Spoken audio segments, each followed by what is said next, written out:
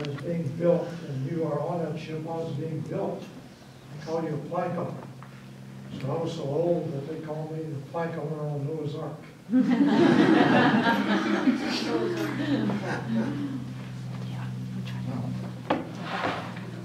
This is one thing that I've enjoyed is the ship's patches. And these are patches of the different submarines that I was on. And you can pass these around and look at them.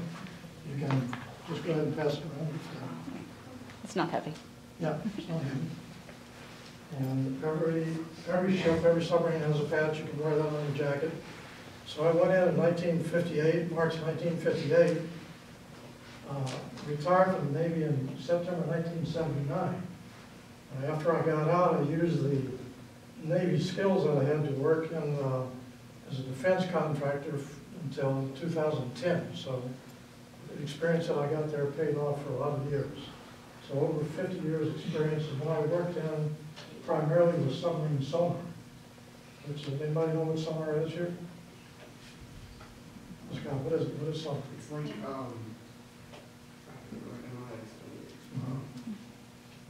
Has something to do with sound in the water? Oh, sonar? Yeah. So if you've been to the beach and you stick your head in the water and somebody's running a boat by, you can hear the whirr, you hear that? So we just amplify that and process that a lot. And it's so good that you can take a submarine off the East Coast and you can hear ships, merchant ships in particular, that don't care about being quiet. You can hear them for hundreds of miles away. And we have arrays that are in the ocean that you can hear track ships all the way across the Atlantic Ocean. And that's sonar, sound traveling through the water. And of course, the temperature profile of the water, the depth of the water, and all that affects that. So that was what I worked in for 50 years. I was on 10 different submarines. I was stationed Pearl Harbor, San Diego, Bremerton, Washington, Groton, Connecticut, Norfolk, Suitland, Maryland, Naval Intelligence and Support Center. That was probably the most interesting part, being in naval intelligence and learning how to identify the foreign ships. When I was in the Cold War with Russia was really peaked up to its top. So my specialty was identifying Russian submarines or Russian warships. So you know when your friend calls you on the phone, you pick up the phone, you know who it is right away when it's your friend, right? So that's the way that we got with Russian ships. We could hear a Russian ship and be able to identify it within probably 15 seconds from what it sounded like. Of course, today it's a lot more sophisticated. Ships, particularly submarines, have been a lot quieter, and they don't cavitate. Cavitation is when the propellant moves through the water and makes bubbles, and those bubbles pop. That's cavitation, and it makes a lot of noise. But submarines don't do that anymore. So they're very quiet traveling through the water, but the machinery on the submarine puts out a lot of noise that you can't hear with the air, but you can hear with other processing equipment, and you print that out and get what's called a fingerprint. So from these fingerprints, you can identify what type of ship it is. And we were experts in that as well. And usually, like I said, within 15 seconds, usually within a minute. If you couldn't identify it within a minute, you probably had no idea what it was. So all those different duty stations made 14 special operations. They call them special ops. Today you might be referred to as black ops. Nobody knew where you were going and what you did while you were there, so I'm not going to tell you that, but I did 14 of those. And you could be on I started out on diesel submarines. Diesel submarines from 1959 to 1964, even made 3 Vietnam War patrols on a diesel submarine in 1967. But the rest of the time was on nuclear power. Big difference between diesel and nuclear power. One of the big differences is water. When you're out on a diesel submarine, you're very limited on water. So there's no showers. There's no washing your clothes. you're out there for a week, you come back in with the same clothes you took out. So it's kind of hard. If you're going out for 60 days, they used to give you a can of water about that big once a week to wash it. So water was very limited. So when we went from diesels to nuclear power submarines make about 10,000 gallons of water a day. And you have 100 to 130 people on there, so it's take all the showers you want, you have washing machines, it's a total different life. The only thing that limits your time out on a nuclear submarine is the food. If you can carry enough food to stay out there, you can just stay, because you make your own water from the seawater, you make oxygen from the seawater, you have pure air, more pure air on a submarine, on a nuclear submarine, than you do in this room right here. It's monitored 24/7 to keep it at the proper nitrogen and oxygen levels with no contaminants. So you got everything you need, except you do run out of food. When you start out, if you're going on say a 60-day cruise, you're probably walking on food for the first week. Take all the canned food, you got these crates of canned food on the deck, and you're walking on that. So you kind of eat your way down to the deck in the first few weeks. But very interesting too, the different types of submarines. So the ones that I was on, like I said, started on diesels, went to nuclear power. The first nuclear powered submarine I was on was USS Barb, which was a Thresher class submarine, and that was a 593, SSN 593 was Thresher, which happened to be a submarine that sank off of Massachusetts back in 1964. So it's one of the most recent submarines that sank. The other one was in 1968 Scorpion. So those two, Scorpion is the last U.S. sub that sank. After that, I was on Sturgeon class 637s, and I've got some pictures here, different classes. We'll pass this one around. This is the Annapolis. This is a 688 class submarine, USS Annapolis.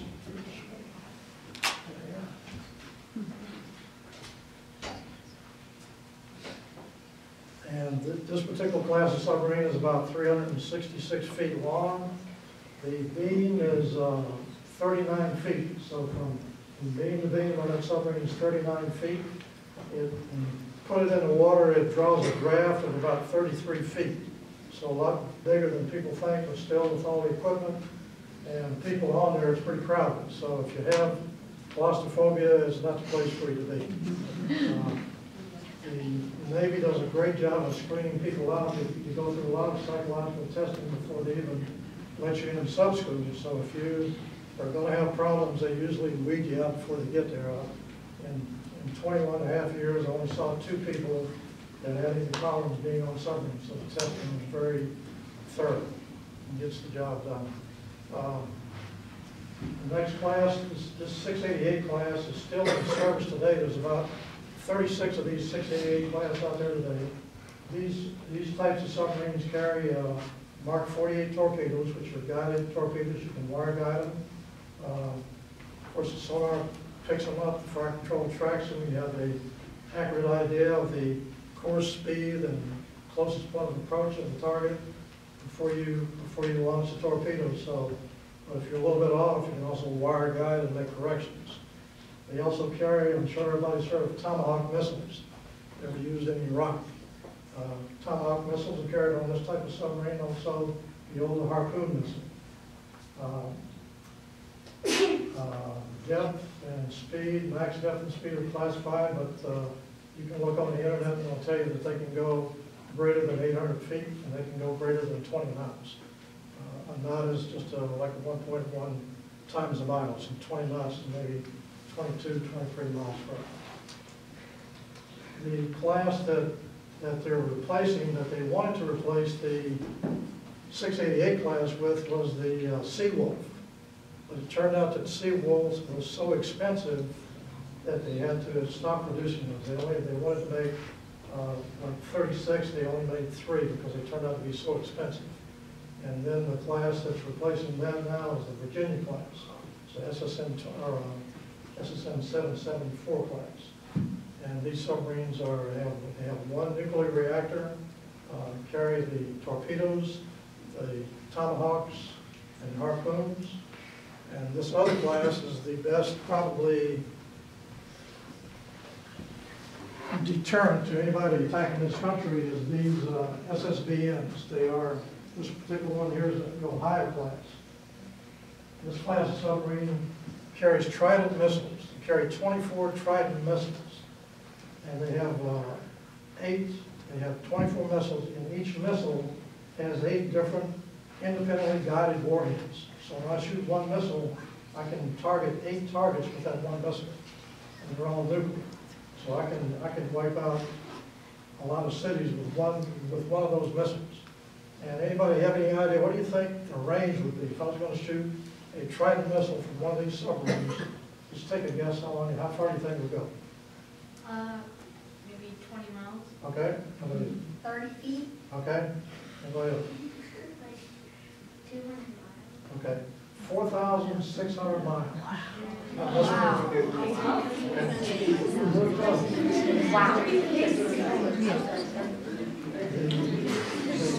modification, yes, sir. No, the way that they work, first of all, the submarine has to hover it. And hovering means you're perfectly still, you're not moving in the water. So you get to your launch depth, and you hover at that depth, and you open your missile tube, which is on top of the submarine, you open your missile tube, and then you launch that missile. And the missile is actually air launched, and it comes up out of the water. Once it breaks the water, then the rocket fires. So you'll see it come up out of the water and kind of sit there and hover, then the rocket fires, and it takes off and goes where it's going to go. And then when it gets to its destination, then these 8 warheads come out and go independently where they're going to go. Yes. Does the actual missile do anything? Now, the missile will just, it'll just might fall on somebody and wipe out their house. How long is the missile? Those missiles are 39 feet long. And they're about, I don't know the diameter, but they're about like this big. They're big, yeah. I don't know, we'll try to pick them up. They're also very expensive. They're multi-million dollars per ton. So when the Trident missile gets to its destination, like you said, does it launch like 8 of the warheads out? Yes. Yeah. They're just like guided, they're like independent guided missiles. When they get where they're going, each one of those will go to its target. And then the later version of the Trident has a range of 7,000 miles and carries 12 of these warheads. So these are the main reason that nobody's going to pick on us without second thoughts. Because these submarines are stationed at strategic points around the world and are set to destroy the major cities of our enemies today. So, and one of the things, yes, sir. How much are they worth? Say again. How much are they worth? They're expensive, multi-millions. I don't know, probably 2 or 3 million a piece. For one missile? Yeah. Yeah. Even the Tomahawk missile, which is, I mean, nothing compared in size, is 1.6 million per copy. So these things are high-tech and they're expensive. But they get the job done, they're fail-safe. If you shoot them, they don't fail. When were they invented? These Tridents came out, I would say probably the first one around 1990, or, yeah, 1990 would be the first one of the Tridents. Before that, they had a Polaris version, which was not nearly as powerful, but very simple. Yes, sir. When the submarines, like the nuclear powered submarines, when they clean the water for drinking and all that, does it have like vents on the sides or? No, do you know what a still is? Like for making whiskey? Yeah. Well, that's what they use to make water. They take the salt water, run it through a still, like a stilling unit, and it takes the salt out of it, and that's it. It's very hot. When the stills are running in that area, it can be 140 degrees Fahrenheit where that's running, so it's a hot job. Also make oxygen out of it. We'll take the H2O and separate the hydrogen and the oxygen and make oxygen and store that so you can breathe oxygen and nitrogen. And that's, those O2 generators, we call them, had a lot of problems with them with fires, so they're kind of dangerous things. So when you were on the diesel submarines, did you have to bring multiple oxygen tanks, or did it? On diesel submarines, what we did for air there was we snorkeled. You can be submerged, but you have the Germans invented snorkeling back in World War II, and you can run at 55 feet. Your keel depth is 55 feet, and you raise a snorkel induction mast, which is about yay big around. Okay, so you got a big airflow coming in, and this. You stick that up there, it has a valve on top, but every time the water hits it, it closes so you don't suck water into your diesel engine. So what we do to get air is we snorkel. And if you're quiet for about 18 hours a day, and about 6 hours you snorkel. You snorkel, get in fresh air, charge your batteries, and go for another 18 hours of step. Yes. The submarines that you were on, were they normally on top of the water or below the water? Once you leave port, you go down and you don't come up till you come back. Except for, like I said, diesels, you have to snorkel. Like that, for the patches that you passed around the USS Pickerel, we snorkeled the world record from the Philippines to Hawaii, 6,000 miles, 21 days snorkeling. And it's not exactly fun because when that valve, remember I tell you that valve, every time that valve closes, you got 1 or 2 diesel engines running and they're just sucking air, right? And they can't get air from outside, so they suck air inside, so you're going around that thing cycles. And you got these big coffee cans, they're going boom, boom, boom, boom. 21 days you did that. Have you ever tried to be an MCPO? No, I thought about that, but too much work. The Navy divers that I knew, I spent about 10 years in Hawaii. The Navy divers that I knew out there, 5 days a week, they run 10 miles before breakfast. So, not for me. So you learn a lot of good things, get a lot of good training in there. You see a lot of advances, especially in the sonar field. From sonar from the day I went in to what it is now, just no comparison. It used to take years to design and develop a sonar system. Today they have what they call COTS, which is commercial off-the-shelf equipment. And they just take commercial equipment, and every 2 years they have what they call a TI, tech insert. So they'll take the old stuff off. Every 2 years they get new hardware. And the other alternate years, you get new software. So it's continually like having a laptop that you replace your hardware every 2 years and your software every 2 years. So it just keeps right at the top of the technology. And everything is all integrated together. Back when I first went in, you had a lot of separate things that you use to do the sonar job. Today, it's all integrated together, all microcomputers and all the different systems all talk to a main computer, present it to an operator and a supervisor, and they can just control everything by pushing buttons, just like your Windows or Mac. So, all right. Thank you. Thank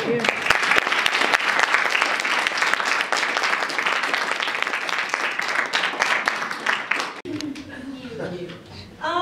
You know what, to be honest with you, I was really excited to become a Marine and really overly excited to go to boot camp, which I know sounds a little crazy, but I was really excited to learn. So probably the worst thing was I'm a big sugarholic, and you get like 2 seconds to eat for 3 months. And so I really missed having sugar and lazy time. But what that did do for me was it taught me a lot of discipline. So when I got out of boot camp, I could eat really fast and just go on to other things, and I didn't really, you know, have to sit around and eat cake and ice cream, which I've gone back to doing now, by the way. I enjoyed boot camp a lot, so there wasn't like worse times for me. I mean, it was a little bit of a culture shock, because 1 minute you're in high school, and then the next minute you're in boot camp. But I had read a lot of books, and I had asked a lot of questions, and I spent a lot of time with my recruiter, and a lot of time around the recruiting office and hanging out with kids that were getting ready to go to boot camp. So I think I was really ready, and I was really excited, and I just wanted to learn, and I wanted to beat everybody at being the best Marine I could be. So I think I might have enjoyed it more than some of the other girls in the platoon, but I did miss my sugar. Daniel, you're here. If you guys all went to boot camp, what was it like there in boot camp? I thought it was pretty easy myself. Like what was hard there and what was easy there? Was there anything hard there? I mean, there's a set time for doing everything, and if you don't do it on time, you'll get punished for it. So you get up at a certain time, you eat at a certain time, you dress a certain way. You have to climb over, You have physical things to do, yes, and mental things to do, yes.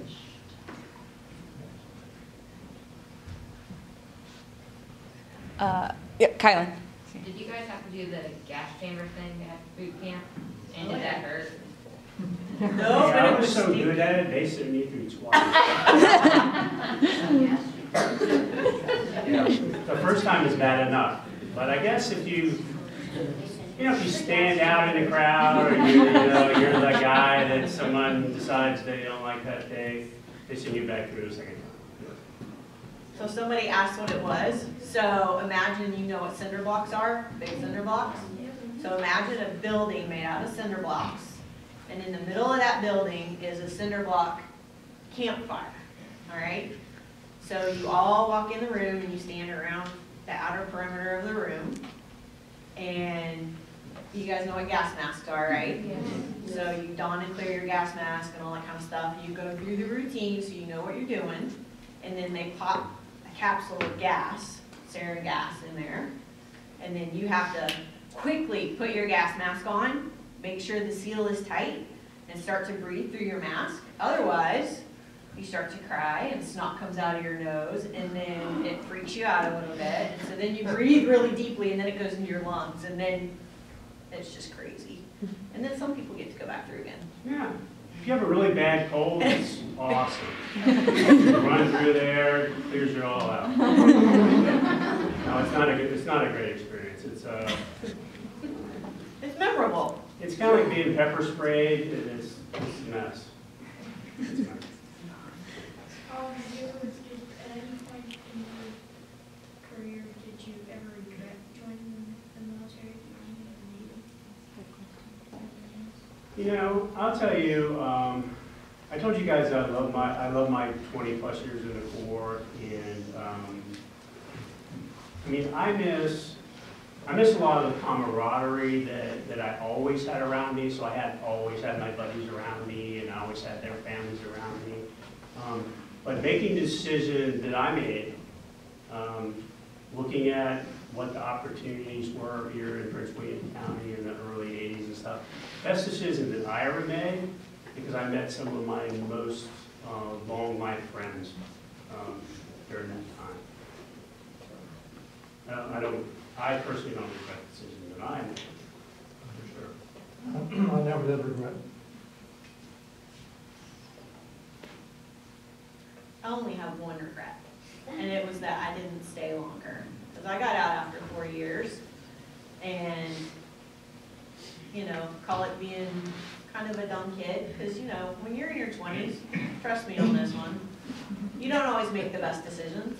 And so I got out because I didn't know what else I wanted to do, and that would be my regret, because I loved it so much, the family, the camaraderie, sense of purpose. Serving your country is an honor, and you know, now we serve our country in different ways as veterans, but that's probably my biggest regret in life, was that I didn't stay for my full enlistment, because I enjoyed it so much, and it is such a good family. And yeah, you know, there's bad things, you know, with any kind of job, but who it makes you inside and how you feel about being able to serve others and serve your country is pretty priceless. So as far as regrets go, that would be my regret. Same thing here, 26 years in the military, flying overseas, the different jobs I've had, raising a family, 3 daughters. They went to so many different schools. One daughter went to 3 high schools. So that, from that standpoint, was a challenge. But from my standpoint, because I had the fun job, my wife and the kids had the job at home, which in many cases is harder. I didn't regret it at all. I enjoyed every minute, every assignment. You have a question? Yeah.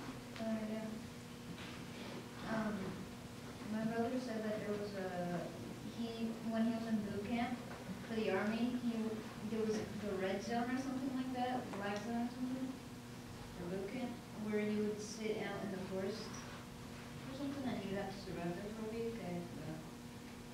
But he did that and he came back. Not aware of that one. Well, all the services at boot camp have something similar to like a final week, Yeah. you know, like a survival week.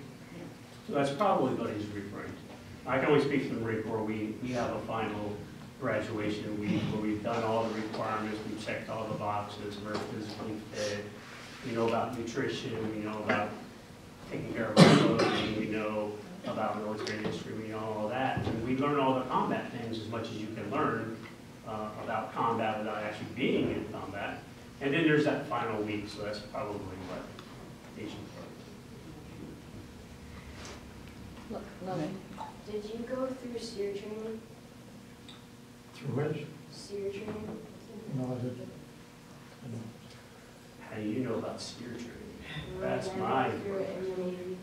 Your dad went to the Navy? Yeah. In SEER school? I do know a little bit about SEER school. I went to SEER school out in Coronado, California. It's one of the more difficult courses in schools that I ever went to.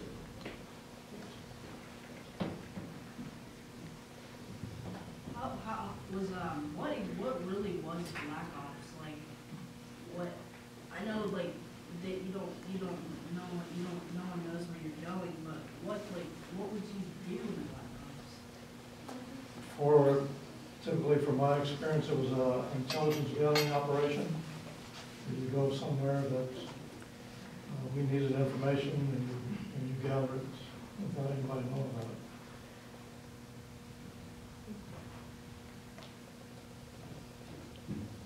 Sean? Did you ever get injured or shot? You were not? I was scared to death a few times. I never got shot. So here's my injury story. I too was silly enough to jump out of perfectly good airplanes. So I had a few really, really, really bad parachute landings. So those are my injuries. Yeah. Believe me, I can tell you if it's going to rain, because my knee will tell me by an aching. So that was my injury. Never been shot, never been knifed, none of the really fancy stuff. I'll piggyback on that since I'm also a jumper. The one time that I thought the end had come for me, jumping out of an airplane, and there's a thing called the May West when your main chute doesn't deploy fully and you're coming down very fast. And you have to remember, when you jump out of an airplane, for most of the jumps, you're only up 1,250 feet. That's not very long. That's about like 4 football fields. So you don't have a lot of time to make a decision if you have a malfunction on your parachute. So what you do immediately, you don't start thinking and, you know, what am I going to do? You got to do it right away. So you pull your reserve chute, and hopefully that deploys. And when that deploys, you're coming down really on 2 parachutes. One that's not functioning properly, and one hopefully that is. You still land pretty rough, and by the time your reserve chute opens up, you're pretty close to being on the ground anyhow. So you have to make a good, what he said, parachute landing fall. But you're at the mercy of the wind and everything else. Charlie? Has that ever happened to you? Pardon? Has that ever happened to you when your main parachute hasn't come out? Yeah, that's the story I was telling you. That's the, you're always excited when you jump out of an airplane. I don't care if you've done 10 jumps or 1,000 jumps. Your heart rate goes up when they open the door and you're ready to jump out. You get used to it. But when you see a malfunction, that's completely a different mindset. Then you go by how well you've been trained. And hopefully everything comes out okay. In my case, it did. When you're jumping out of an airplane, do you have the feeling of like your stomach rising up? Or what does it feel like when you're falling? That feels all of the above. Yes. Yeah, you get a thrill. You jump out of different aircraft. You jump out of helicopters where you don't have what they call a prop blast. You just kind of fall out, basically. Then you jump out of the larger jets, the C-141s, which are 4 jets. And when you jump out, you have to have a good body position and you're really flung out. And that's where you get kind of a sensation. And then you have propeller-driven airplanes where you still have a blast, but it's not like a jet. So every type of aircraft you jump out, it gives you a different sensation. But yeah, you get a tingling feeling in your stomach. Berhani? How do you control a parachute with directions? You have, the risers are the things that come down off the chute. And you can control, if you want to go left, you basically crawl up the riser to the left, and your parachute will angle a little bit, and you'll go that way. So you can control going forward, backwards, left, right, up to extent. And that's the older parachutes. The newer ones have what they call toggles, and that's a lot easier to control. And then those that do high level jumps, high altitude, low opening jumps, they have parabolic type parachutes that gives you unbelievable control. You can land on the dime with that. Are any of you guys scouts? I am. I definitely was not.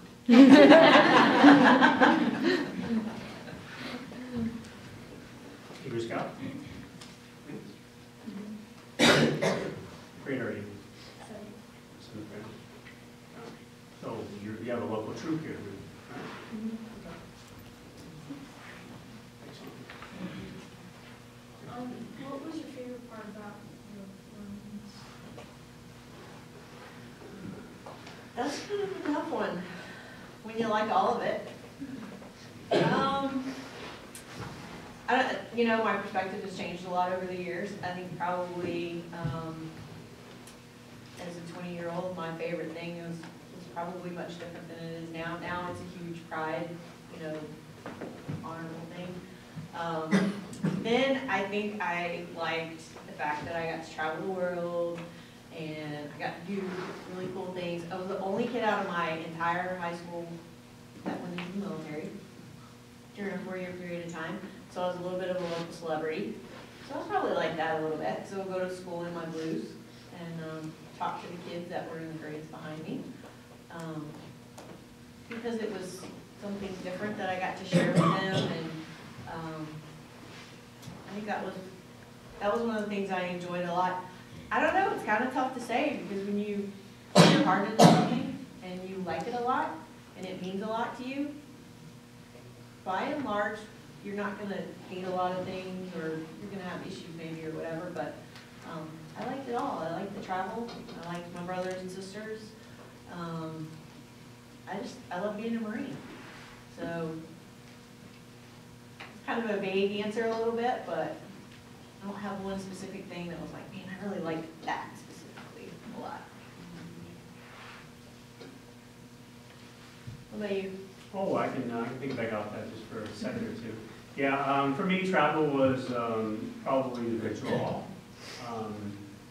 I grew up in Florida and I grew up in Virginia, and we traveled, but we didn't travel like I got to travel, right? So on an airplane, fly to Norway, live above the Arctic Circle for like 45 days at a time, fly to the Philippines, live there for several weeks, fly over to Australia and live in Australia for 40, 50 days in what they call the Great Sandy Desert, where nothing is higher than a little scrub brush, or possibly actually the termite mounds are higher than the trees in the area that we lived in. We lived in tents with the Australian military. In Norway, we rubbed shoulders with and lived close by and made friends with Norwegians. Norwegian Home Guard folks who, during the day, they were electricians and plumbers or fishermen or something, and then their second job was to protect their country, and having them invite us into their homes and meet their families and speak with them. Living in Japan, I lived in Japan for 1.5 years total. I'm a scuba diver, so like I was in total heaven in Japan. Japan is some of the most amazing diving anywhere in the world, in the South China Sea. So there's so many things over my lifetime as a Marine that I just love so very much. But you know, I have to always come back to it. There are very few countries in this world that anyone would get the opportunity to do some of the things that we talked to you guys about today. And please remember, if it wasn't for our veterans who have gone before us, we wouldn't enjoy a lot of the things that we do, that we are able to enjoy here in the United States. So again, maybe we're closing down, maybe we're parting. Thank you all again for having us here. It's been a great joy talking to you young folks about my experiences, their experiences. Think of veteran this month, please. It's a lot of pleasure and enjoyment on the submarine with all the high-tech equipment and seeing it all work together. One of the things we do, that we like to do, we always want to know what the underhull configuration, what the screw blade configuration is on the enemy ship and submarine. One of the good ways you can do that is to, for a guy that's on the surface, is you take a submarine and you go up and actually do a underhull surveillance on him. So this is a little bit scary, particularly if you're doing another submarine, because he can submerge at any time. So you've got a whole crew of 130 people that are controlling your submarine within 1 or 2 feet of another submarine right above you. And you've got the periscope right there looking at all of his stuff, and the commanding officer is controlling everything within inches, and everything is moving. I mean, you got a submarine on the surface going up and down and around like this, and we're underneath that and controlling that situation. All those people working together is very, very satisfying.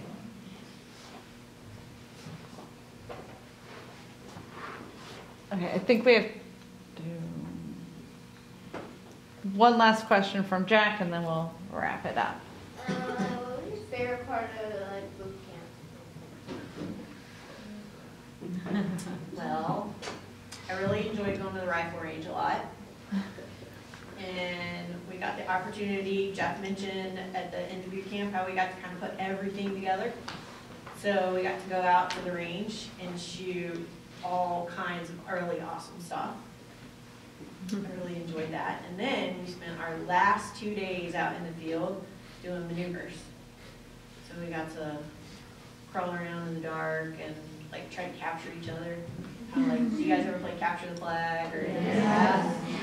So kind of a high-tech game of that. So I really enjoyed that because, like I said a couple of times before, I really wanted to be a great Marine, and I studied a lot. And so when I actually got to do the things that I had read about, I was pretty excited to do that. So I would say that's probably my favorite part of boot camp.